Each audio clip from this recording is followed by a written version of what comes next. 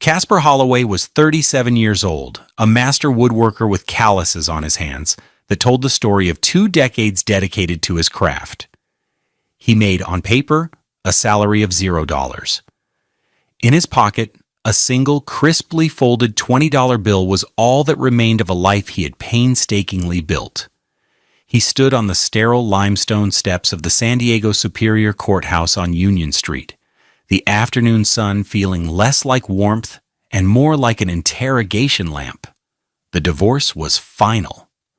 Genevieve, his wife of 10 years, strode past him without a glance. She was wearing an $700 Armani suit the color of bone, its severe lines a stark contrast to the soft, flowing dresses she used to wear when they were young and dreaming. Her lawyer, a man whose smile never reached his eyes and who billed at a staggering $200 per hour, walked beside her, carrying a $4,000 leather briefcase that held the documents legally stripping Caspar of everything. Genevieve paused at the curb, her hand hovering over the handle of her new white BMW 3 Series, a $43,000 machine he had never seen before. She finally turned, her eyes sweeping over him, taking in his simple $89 Timex watch, his worn-out jeans, and the faded cotton shirt he'd owned for years. There was no sadness in her expression, only a cool, clinical assessment, a final inventory. "Well?" she said, her voice as smooth and hard as polished granite. "That's that." He said nothing. There was nothing left to say. He had said it all in sterile mediation rooms, his heartfelt pleas meeting her calculated silence. He had tried to reason, to remind her of the promises they'd made in a small church in Logan Heights, promises that now felt like they belonged to a different man, a different lifetime. She gave a small, dismissive laugh, a sound like ice cubes clinking in an empty glass. "You know, my mother always warned me about men with dreams bigger than their wallets. I should have listened." She looked from Caspar's stunned face to her gleaming car. "I'm having some friends over tonight to celebrate. At the house? My house." She emphasized the word, twisting the knife. "We'll probably toast to new beginnings."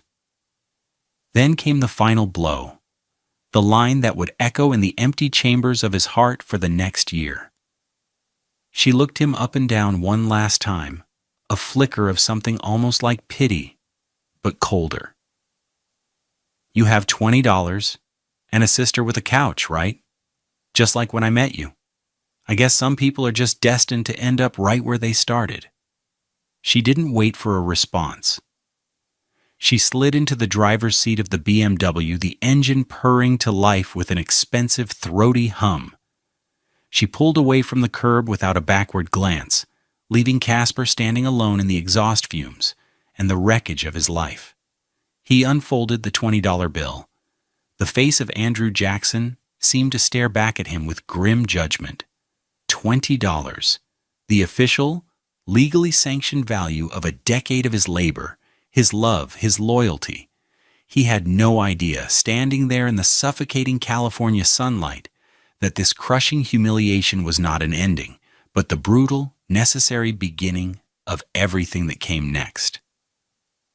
What would you do if the person you loved most left you with nothing but a single bill and a heart full of ashes? Caspar was about to find out. Their life together hadn't started with Armani suits and German cars. It had started in a cramped apartment in North Park, the very neighborhood his sister Sade now lived in. It began with two 20-somethings sharing a $25 second-hand futon and dreams that felt boundless. Caspar was a young black man with gifted hands and a love for the grain of wood that was almost spiritual.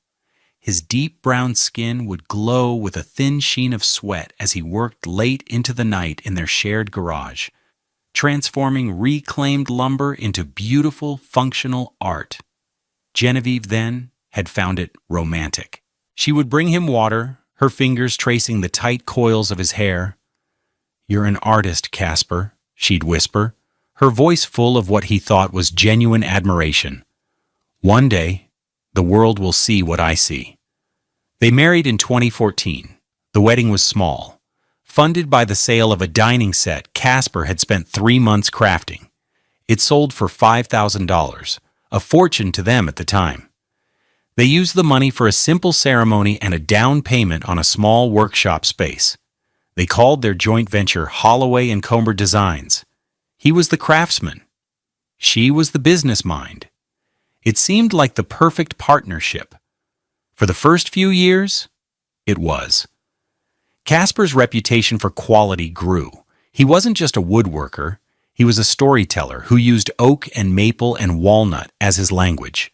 He built custom furniture for San Diego's elite. A $15,000 bookcase for a lawyer in La Jolla. A $25,000 conference table for a tech startup downtown. A set of hand-carved nursery furniture for a famous actress. A job that cost $30,000 and put them on the map. Genevieve managed the books, the clients, the marketing. She was brilliant at it. She cultivated an image for the company, exclusive, bespoke, luxurious. And as the money rolled in, their lifestyle changed. The cramped North Park apartment was traded for a sprawling $1.2 million house in Pacific Beach with an ocean view. The second-hand futon was replaced by a $12,000 Italian leather sofa. Her wardrobe, once filled with finds from vintage shops, was now curated from designer boutiques at Fashion Valley Mall, each piece a statement of their success. A $2,400 Burberry dress for a gallery opening. A $500 pair of shoes just for a client lunch. Casper, however, remained unchanged. He still wore his old jeans in the workshop. He still found more joy in the scent of freshly cut cedar than in the smell of a new car. He'd built most of the furniture in their expensive house himself, not to save money, but because it was what he loved to do. Their king-sized bed was his own creation, a 4-poster frame made from reclaimed Douglas fir, a piece that would have sold for $18,000. He cooked their meals in a kitchen they'd remodeled for $80,000, finding a quiet rhythm in chopping vegetables that mirrored the steady work of his chisel. He didn't begrudge Genevieve her luxuries. He was proud. He saw her enjoyment as the fruit of their shared labor. "Look what we built, Jen," he'd say, sweeping his arm across their living room, the sunset painting the ocean orange through their floor-to-ceiling windows. "I know, baby," she'd reply, but her eyes wouldn't be on the view or the furniture he'd lovingly crafted.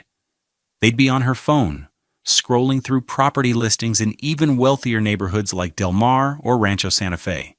But imagine what we could build if we expanded, franchised, licensed your designs. "But then it's not my work anymore," he'd argue gently.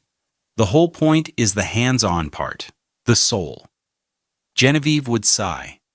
"Soul doesn't pay for a summer home in Aspen, Casper." He'd thought these were just minor disagreements, the normal friction of a long-term partnership.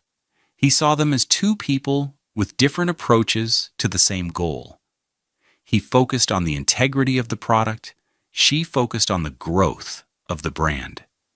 He had no idea she had begun to see his passion, not as the engine of their success, but as a quaint obstacle to the kind of wealth she truly craved. He believed the foundation of their life was the love they shared and the beautiful things he built. He was wrong. The foundation for her was the $128,000 in their joint savings account and the rising value of their home, assets she was already planning how to secure for herself. The life he thought they were building together was just a facade, a beautifully constructed stage set for a play in which he was the only actor who didn't know his role was about to be cut. The unraveling began not with a bang, but with a quiet, chilling shift in the atmosphere of their home. It started in early 2024. Genevieve began having business dinners that stretched late into the night. When Casper asked who they were with, her answers were vague. "Investors," she'd say, tapping at her new $200 iPhone. "People who understand scale." The first real crack in the facade appeared during a meeting about their finances. They were in their home office, a room Casper had paneled with rich, dark walnut. He had built the desk they sat at from a single slab of Claro walnut that had cost him $4,000 just for the raw wood. He noticed a new folder on her laptop desktop labeled Personal Assets. He asked about it. "Oh, it's nothing," she said, quickly minimizing the window. "Just some financial planning I'm doing, for us." But her hand trembled slightly as she reached for her mouse, a tiny, almost imperceptible tremor that sent a jolt of ice through his veins. A week later, he overheard a phone call. He was coming in from the workshop, his hands dusty with sawdust, and she was in the kitchen, her back to him. Her voice was low and conspiratorial. "No, he has no idea," she was saying. "He thinks everything is fine." "Yes," the lawyer said, "if we structure it as a dissolution of the business partnership first, I can claim the majority of the assets as brand equity I built."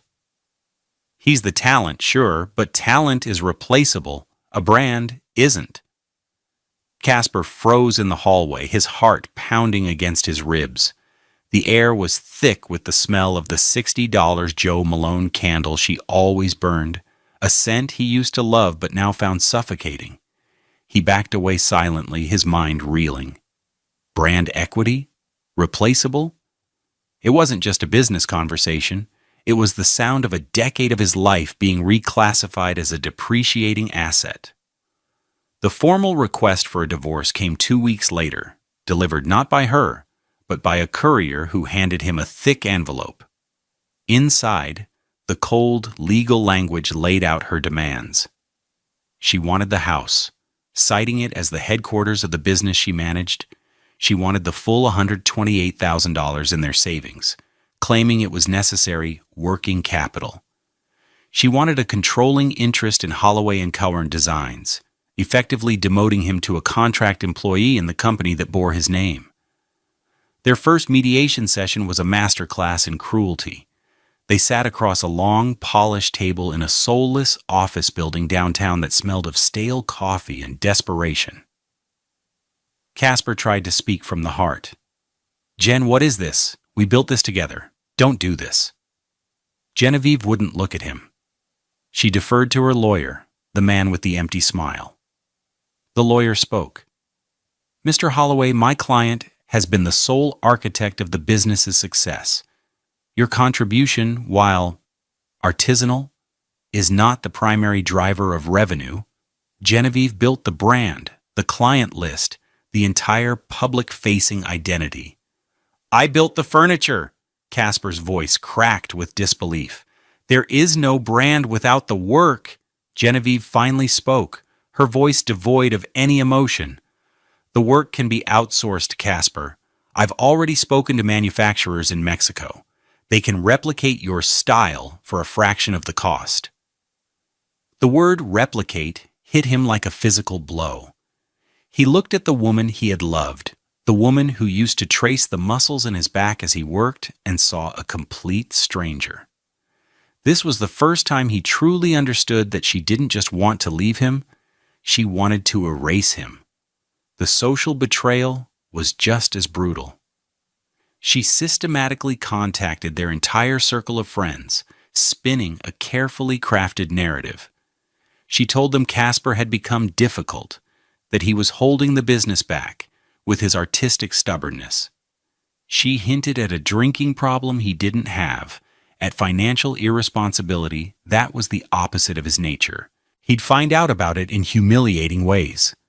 An old friend, Mark, calling him up. "Hey man, Jen told me you're going through a rough patch. If you need to check into a place, I can help." Another friend, Sarah, saw him at a grocery store and visibly avoided him, hurrying down another aisle.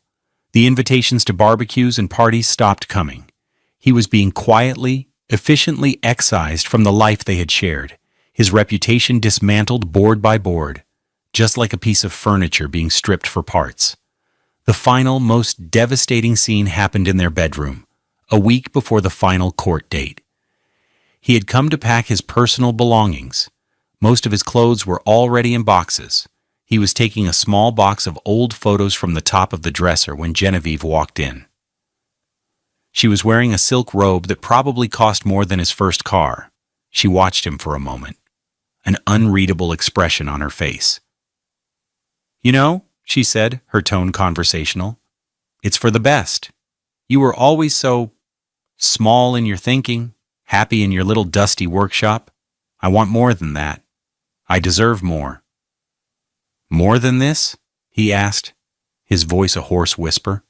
"More than everything we built?" She walked over to the window, looking out at the Pacific Ocean. "What we built?" "No, Casper. What I built. You were just the hands, and now I'm upgrading." She turned back to him, and her face was a mask of cold finality. "Don't worry about me. I'll be fine. It's you I'm worried about. You'll end up right back where you started. $20 in your pocket, sleeping on your sister's couch. It's your fate, isn't it? To build beautiful things for other people, but never have anything for yourself." The words hung in the air, more permanent than any legal document. It wasn't just a prediction. It was a curse, a judgment she had passed on him. And as he walked out of that house for the last time, leaving behind the bed he'd built and the life he thought was his, her words became his reality. The weight of her prophecy felt heavier than the single box of belongings in his arms. He was a ghost in his own life, and she was the one holding the door open for his departure.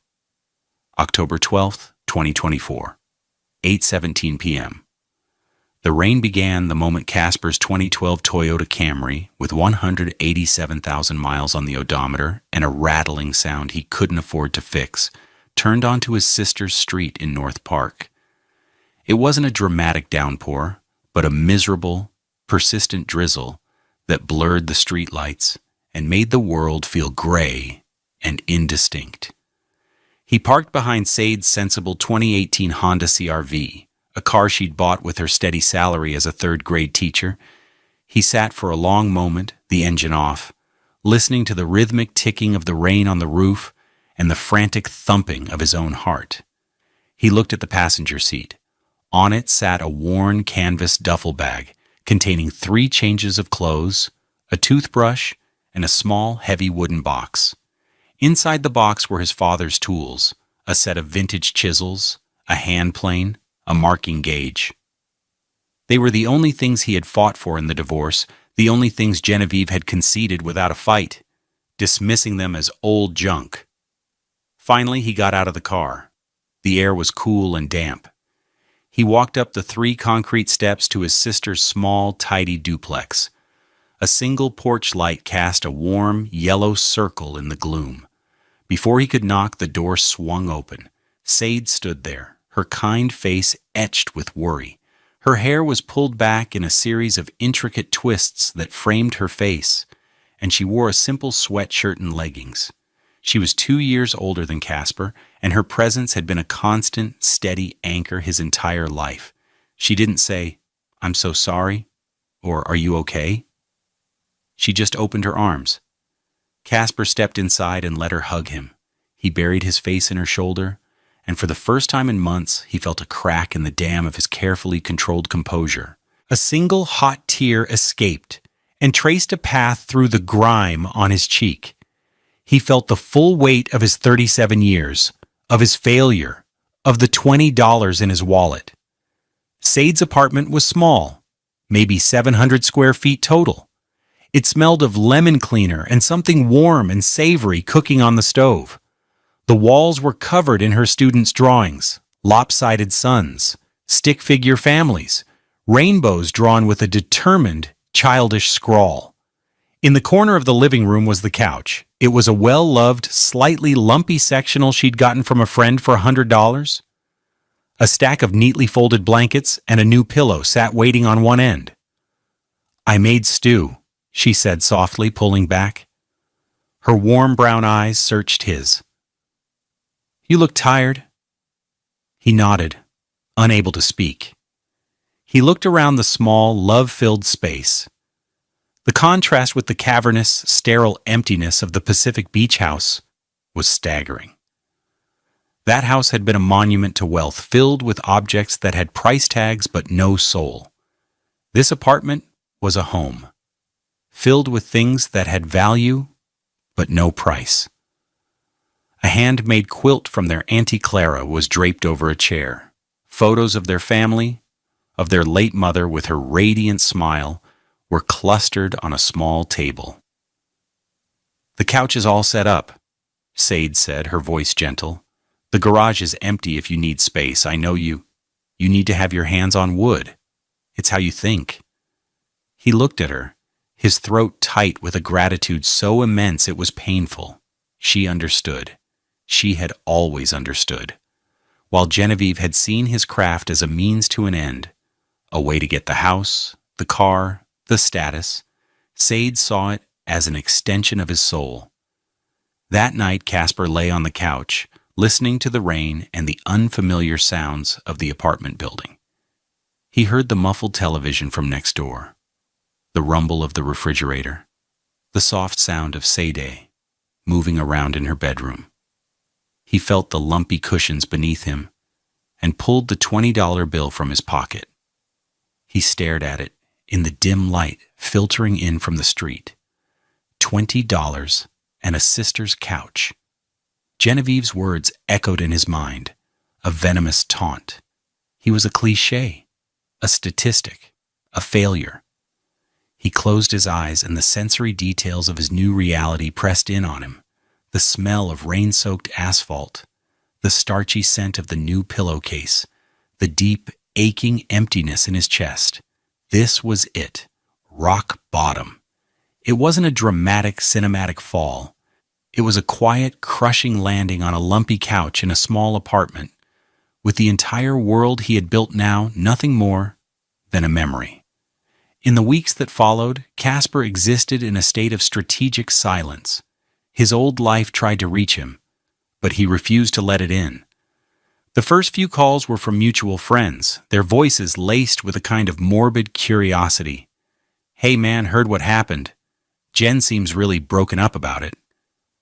He'd listen for a moment, his jaw tight, then press the red icon on his phone screen. He didn't have the energy to correct their carefully planted misconceptions. Let them believe her story. It didn't matter anymore. He deleted his social media accounts. Erasing the digital ghost of his past life was a surprisingly simple, cleansing act. The photos of him and Genevieve smiling at charity galas, the tagged pictures from extravagant vacations, the celebratory posts about Holloway & Co.'s latest project, all gone in a series of clicks. It was a digital amputation. His days fell into a new, Spartan rhythm. He would wake at 5:01 a.m., long before Sade was up. He'd make coffee in her small, tidy kitchen, then retreat to the garage. It was a standard 2-car garage, empty except for some storage boxes and Sade's gardening tools. He set up a makeshift workshop in one corner. He bought a pair of sturdy sawhorses for $40 from a Home Depot down on Fairmount Avenue. He laid out his father's precious tools on a clean cloth. He didn't have money for expensive lumber, so he became a scavenger. He found discarded pallets behind grocery stores. He answered ads on Craigslist for free wood from people tearing down old fences. He spent a precious $5 on a piece of interesting-looking driftwood he found at a garage sale. Each piece of wood was a challenge, a puzzle. He wasn't building massive conference tables anymore. He was carving small, intricate things. A jewelry box for Sade, from a piece of reclaimed maple. A set of wooden cooking spoons. A small, elegant bird carved from the $5 piece of driftwood. He was not playing dumb. He was playing invisible. He was letting the world he'd left behind forget he existed. The act of working with his hands was his only therapy. The scrape of the plane, the bite of the chisel, the slow transformation of a rough piece of wood into something smooth and beautiful. It was the only language that made sense. He wasn't building for clients or for profit. He was building to remind himself that he could still create. One evening, about a month into his new life, Sade came into the garage. He was sanding the bird, its wooden form fitting perfectly in the palm of his hand. She watched him for a while, her arms crossed. "You know," she said, "people would love to see this, how you do it." He shrugged, not looking up. "There's no one to see it." "There's a whole world of people," she insisted. "On the internet, YouTube. You could film yourself, just working, talking about the wood." The idea seemed absurd. Who wants to watch a guy in a garage sanding a piece of wood? "I do," she said simply. "And I bet other people would too. It's peaceful, it's real." She pointed to his old phone, a cracked screen Samsung Galaxy he'd kept. "The camera on that is good enough to start. What do you have to lose?" He thought about her question.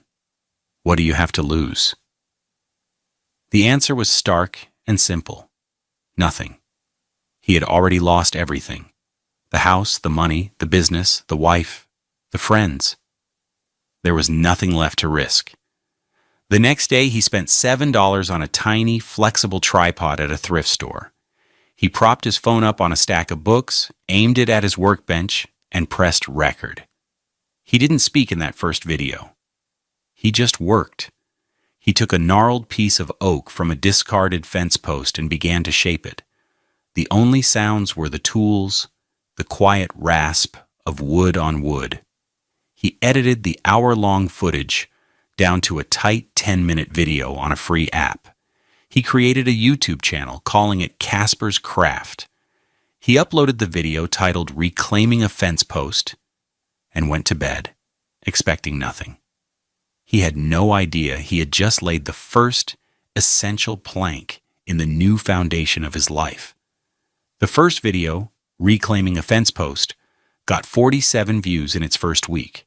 Most of them were probably Sade and her teacher friends, but a few comments trickled in from strangers. So satisfying to watch. Love the sound of the hand plane.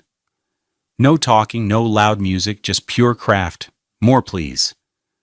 That small, unexpected validation was a spark in the darkness. Casper took Sade's advice to heart. He decided to treat the YouTube channel not as a hobby, but as a job. A job that paid nothing, for now, but a job nonetheless. This was his new strategic plan. He wasn't planning revenge, he was planning a resurrection. He established a strict production schedule, one new video every Wednesday. He used the small amount of money he made from odd repair jobs around the neighborhood, fixing a wobbly chair for $20, replacing a door for $50, to slowly upgrade his setup. He replaced his cracked phone with a used Canon DSLR camera he bought on eBay for $300. He spent another $60 on a decent microphone so he could start adding narration. His voice, when he first recorded it, was hesitant. But he didn't talk about himself. He talked about the wood. "This piece of walnut has a story," he'd say in his calm, deep baritone. "You can see where a branch grew here, and the stress it put on the grain. My job isn't to force it into a shape, but to listen to what it wants to become." His channel grew slowly, then all at once. His subscriber count went from 100 to 1,000. Then a video he made about building a complex Japanese-style puzzle box from scrap lumber went viral. It was shared on woodworking forums, on Reddit, on design blogs. Within a month, it had over 1 million views. His subscribers jumped to 50,000. The comments section became a vibrant community. People weren't just watching, they were connecting.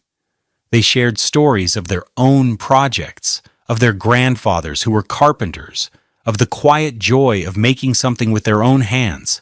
Casper, the man who had been socially exiled, had inadvertently built a new community from scratch.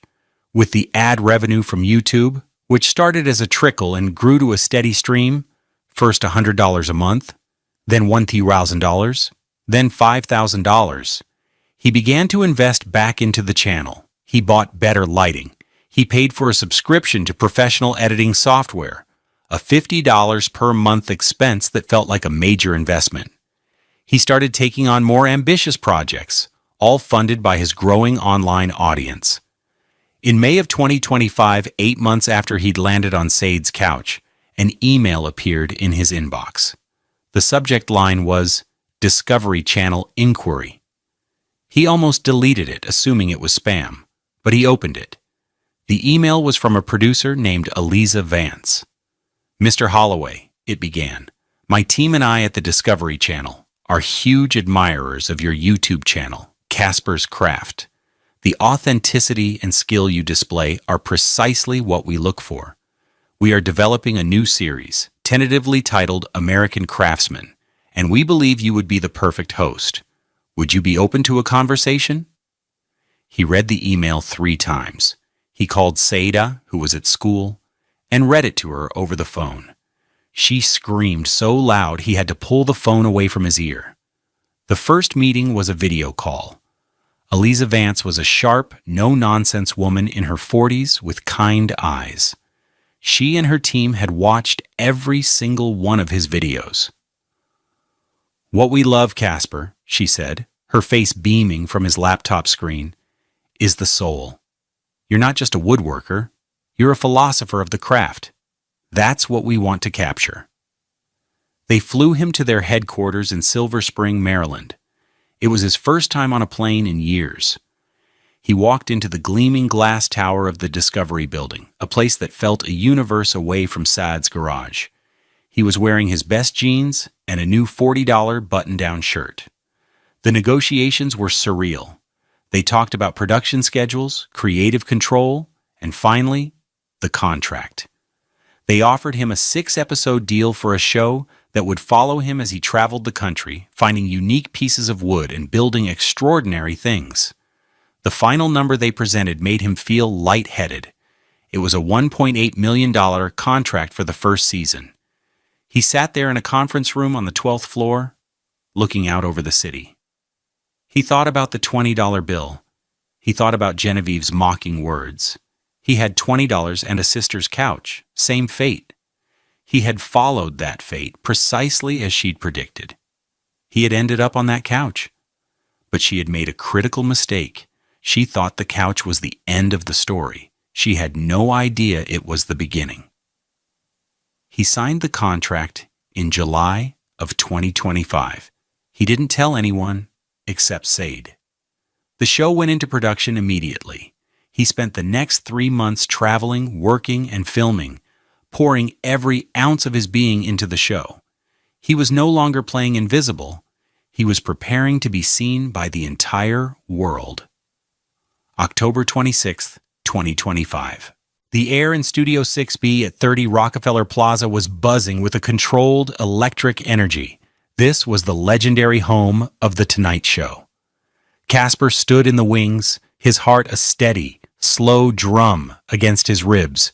He wasn't nervous. He was still. A deep, quiet calm had settled over him, the kind that comes after a long and brutal storm.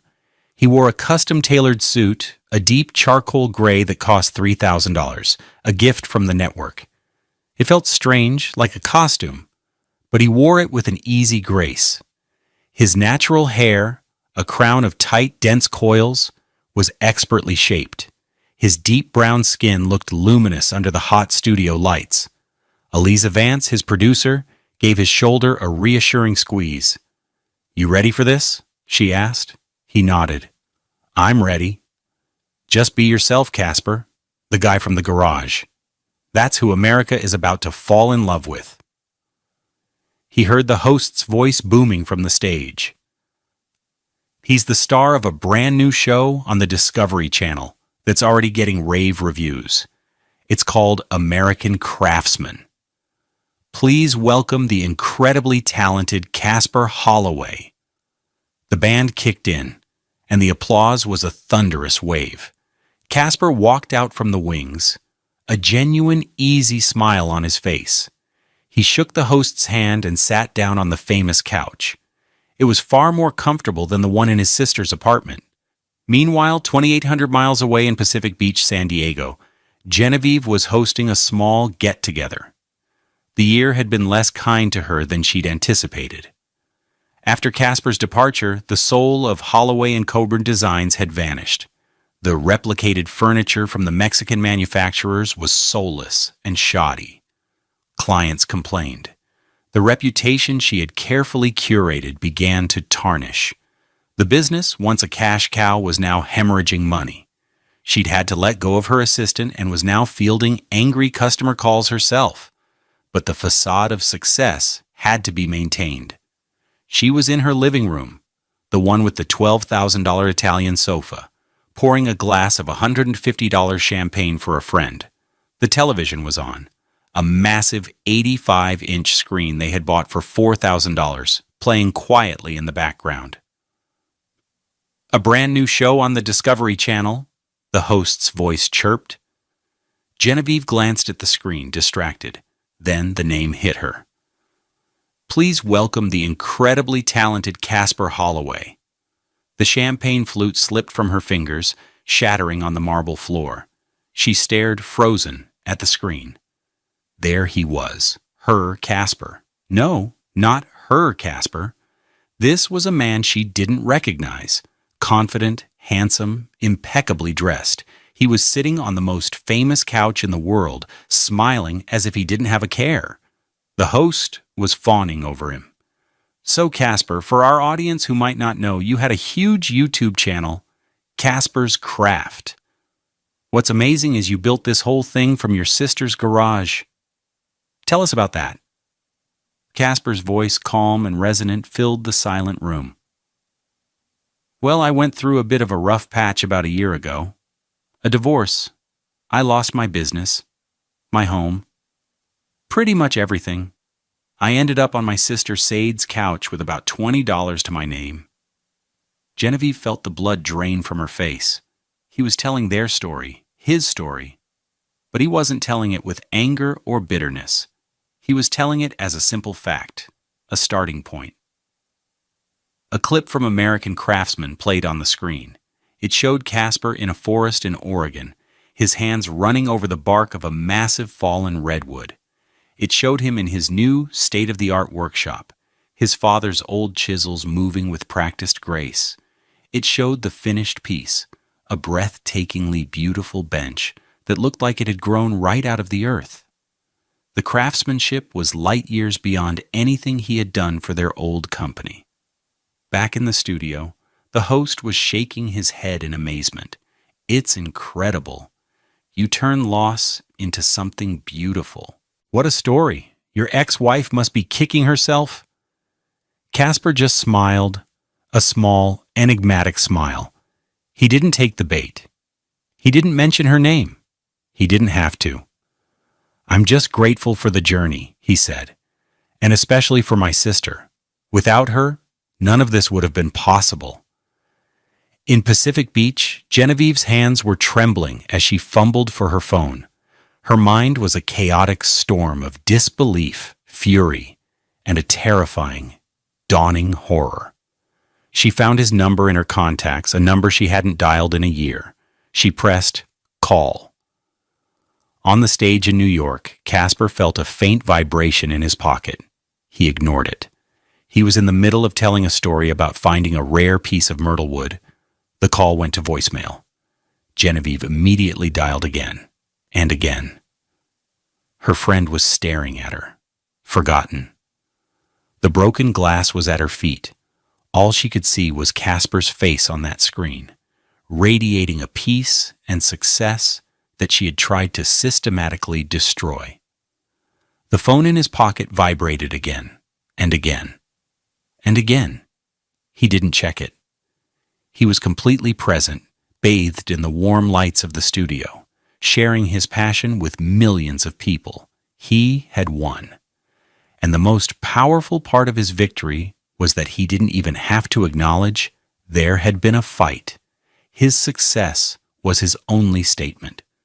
Her frantic, unanswered calls were the rebuttal, unheard by anyone but her. The phone in Casper's pocket vibrated 48 times between 8:21 p.m. and 11:57 p.m. Eastern Standard Time.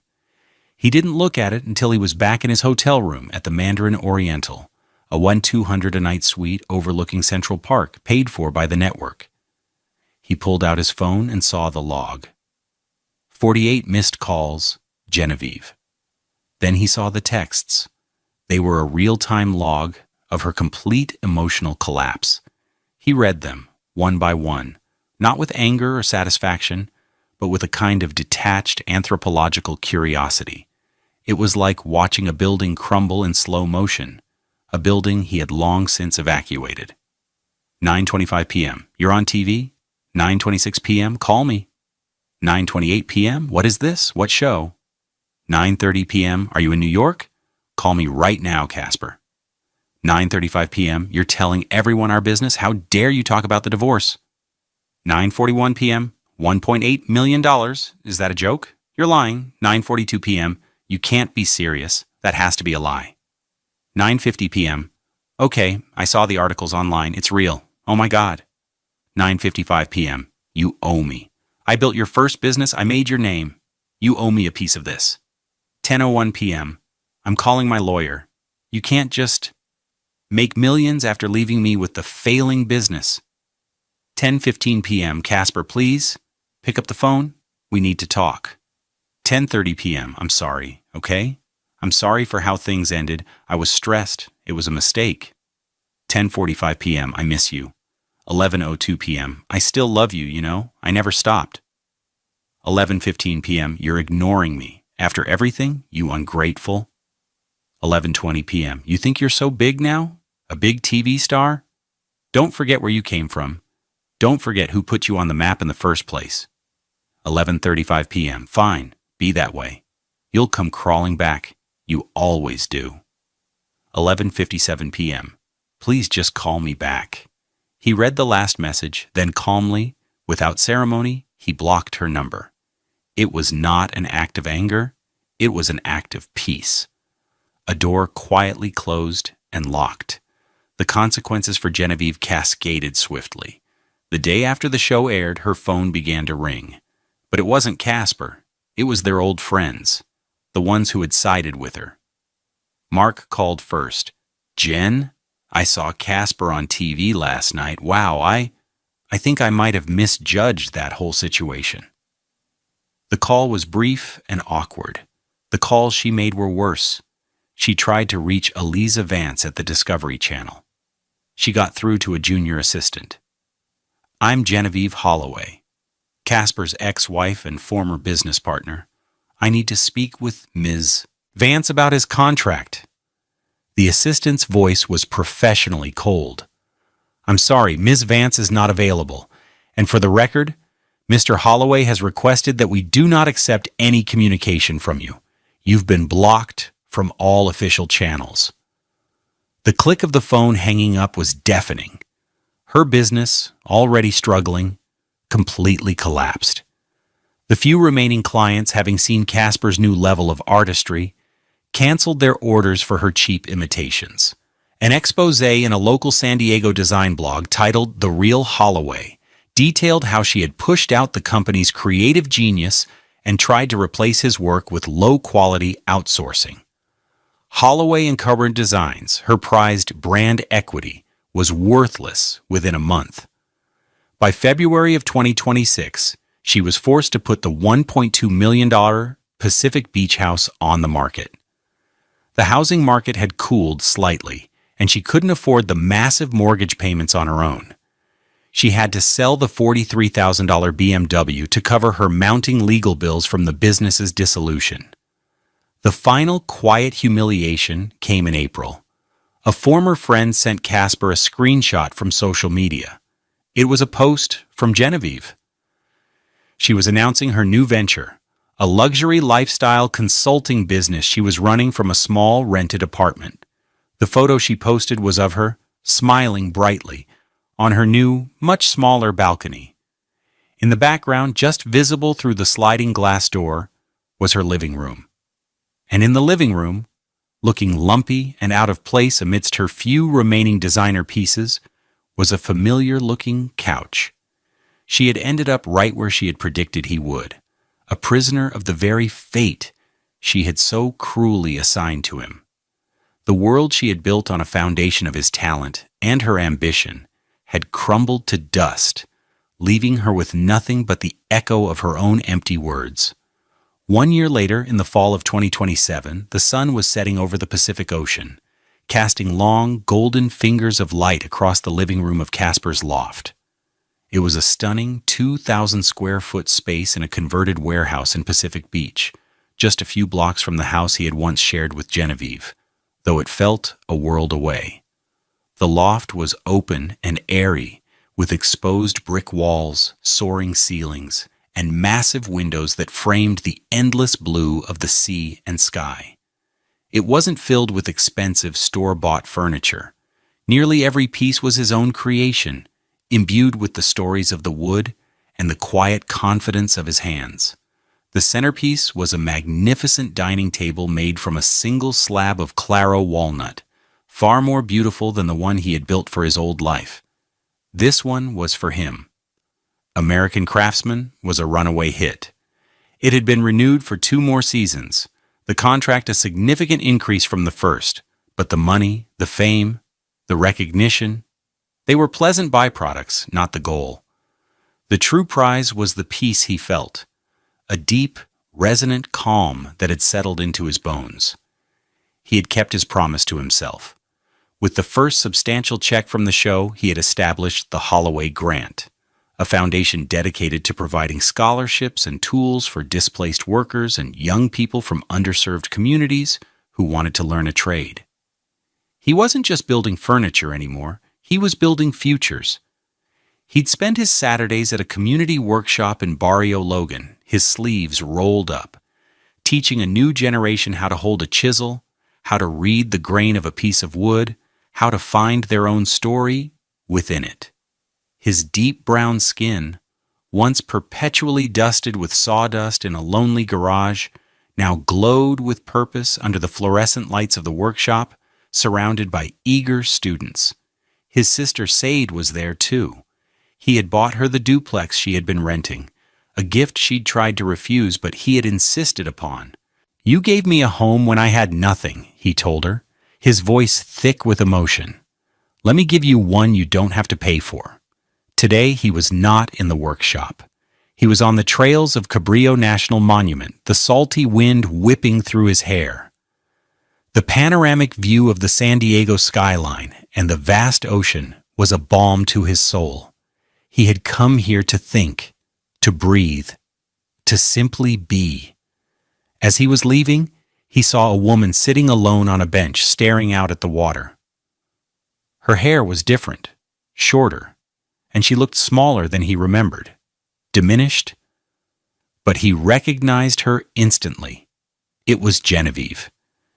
He could have turned around, gotten in his car, a simple, reliable Ford Bronco, not a flashy sports car, and driven away. A year ago, he would have.